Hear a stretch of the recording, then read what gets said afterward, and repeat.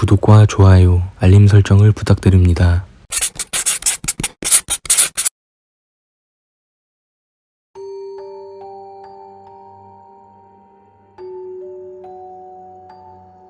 캄보디아는 수입의 큰 부분을 관광이 차지한다.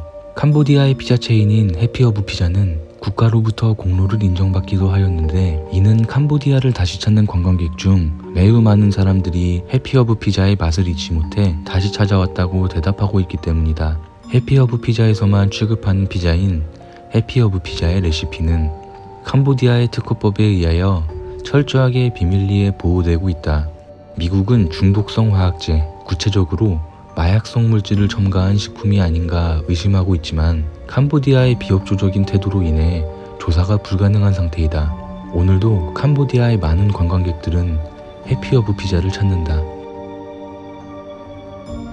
2001년 1월 중순, 대한민국의 모 P2P 사이트에 고어물 하나가 올라왔다. 파일명이 고어였고 미리 보기에는 검은색으로 꽉 채워진 사진 하나가 올라와 있을 뿐이었다. 적은 용량에도 불구하고 리플과 다운로드 수는 수백 개였지만 후기는 없었다. 3월 말, 이를 이상하게 여긴 한 회원이 리플을 단 사람들에게 메일을 보내봤으나 그 메일을 열어본 사람은 아무도 없었다. 그 회원이 끈질기게 4분의 1 정도의 사람에게 메일을 보내자 그 파일은 삭제되었고 그 후 어디에서도 찾아볼 수 없었다.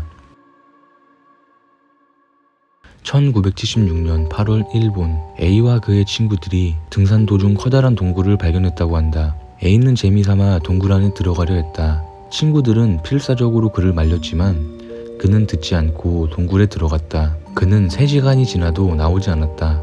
걱정이 된 친구들은 경찰에 신고했고 그의 가족들을 불러 동굴 주변을 계속 수색했다. 동굴 안을 수색한 경찰들도 사라진 그를 찾을 수 없었다. 21년 뒤, 그의 친구들이 그 동굴이 있는 장소에 다시 찾아갔을 때 그 동굴은 사라져 있었고 21년 전 사라진 A는 뼈만 남아 산속에 버려져 있었다. 1976년 어떤 비밀단체에서 치명적인 바이러스 개발에 성공한다. 치사율이 극도로 높았고 전염 속도도 매우 빠른 데다 잠복기도 거의 없었고 수명이 극도로 짧기 때문에 원하는 지역만 초토화시킬 수 있다는 장점이 있었다. 그들은 곧 실험에 돌입했고 바이러스를 퍼뜨렸으나 계획에는 실패했다. 수명이 너무도 짧아서 전염되는 수가 너무 적었던 것이다. 그들은 절치부심해서 근 20년 만에 약점을 보완해냈다. 이 병은 지금 아프리카에 창궐하고 있는데 치사율이 높기 때문에 다른 대륙으로 옮겨갈 확률은 적다고 한다. 지금도 아프리카를 공포에 몰아넣고 있는 이 바이러스의 이름은 에볼라이다. 1954년 일본에서 한 중학생 소녀가 실종된 일이 있었다. 가족과 지인들 모두가 그녀를 몇 년이나 찾아다녔지만 결국 그녀의 시체도 발견하지 못하고 사건은 미해결로 그렇게 끝났다. 하지만 소녀는 사실 실종된 지 한 달 후 집에 돌아와 똑같은 생활을 했다고 한다. 그러나 주변 사람들은 그녀를 의식하지 못한 채 아예 없다고 판단했고 그녀는 사람들의 기억 속에서 사라져버린 것이다. 지금도 그녀는 어딘가에서 혼자 살아가고 있을지도 모른다.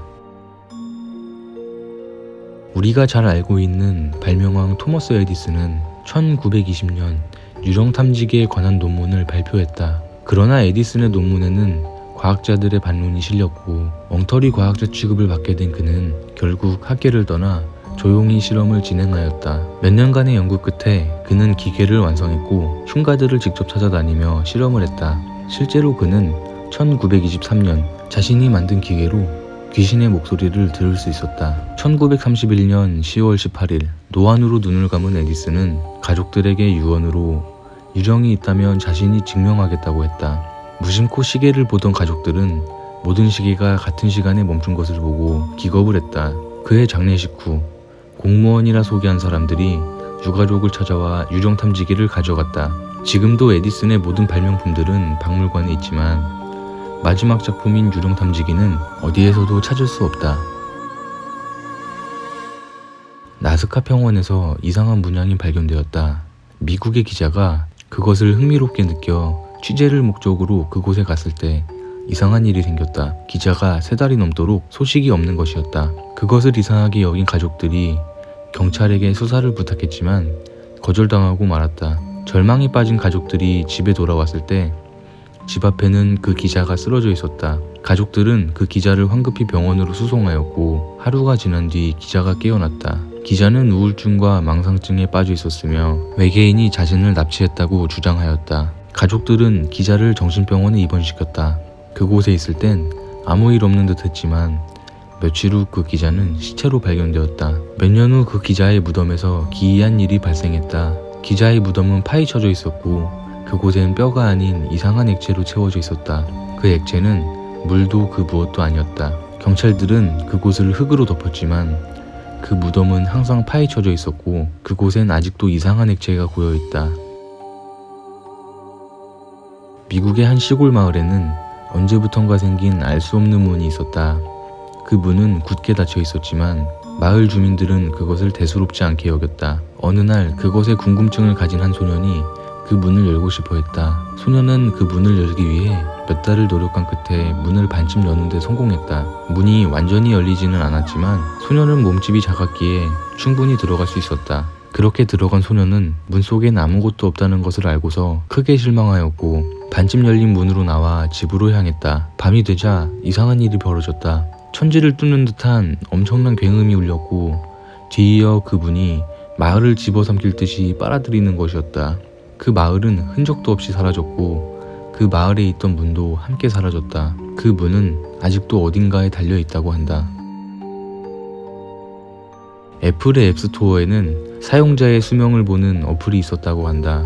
실제로 그 어플은 약 4,000명 정도가 다운받아갔고 누가 실행하던지 2066년 1월 22일이라는 날짜만 보여주었다. 그 외엔 아무 기능도 없었다. 그리고 그 어플은 앱스토어에 등록된 다음날 애플사에서 강제로 삭제했다고 한다. 과연 2066년 1월 22일에는 무슨 일이 일어나는 것일까?